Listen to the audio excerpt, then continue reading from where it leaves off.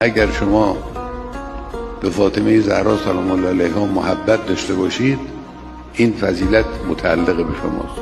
یک روایتی رو خوارزمی نقل میکنه، میگه که قال رسول الله صلی الله علیه یا سلمان، حضرت این حرف رو به سلمان گفتن: حب فاطمه ینفع فی معتن من المواطن.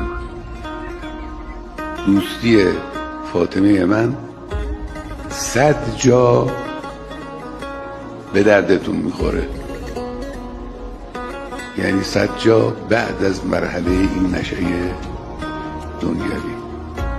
دوستی فاطمه، این 100 جایی که محبت فاطمه به دردتون میخوره، آسان ترینش مرگ است و قبر. محبت شما به فاطمه زهرا سلام الله علیها 100 جا به دردتون